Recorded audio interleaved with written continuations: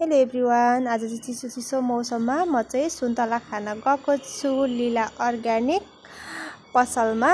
तपाईहरुले देख्न सक्नुहुनेछ यहाँ चाहिँ एकदम अर्ग्यानिक खानेकुरा सागसब्जी फलफुलदेखि लिएर सबै पाउनुहुनेछ हैन। अनि सुन्तला अदुवादेखि लिएर मिल्को चना फर्सी खुर्सानी सबै अनि इस्कुसको जराहरू पनि पाउनुहुनेछ। उहाँ चाहिँ लीला अर्ग्यानिकको साउनी हैन। अनि उहाँ चाहिँ बिरामी हुनुहुन्छ र औषधि खाँदै हुनुहुन्छ। मैले भिडियो बनाइदिँदैछु।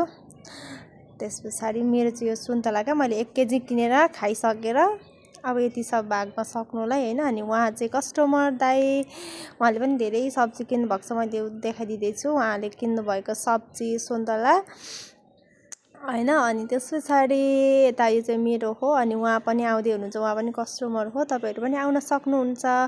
दमक छ पशुहाट हैन, बस पार्क छेउमा छ यो पसल चाहिँ। तपाईहरु पनि आएर भिजिट गर्न प्लस एकदम मिठो मिठो अर्ग्यानिक पहाडको सब्जी फलफुल खान सक्नुहुनेछ। अनि म चाहिँ चिसो भए पनि खाँदैछु क्या, कस्तो मिठो छ सुन्तला हैन। अनि खाँदै भिडियो बनाउँदै छु म चाहिँ। तपाईहरु पनि आएर एकचोटि भिजिट गरिदिनु होला लीला अर्ग्यानिक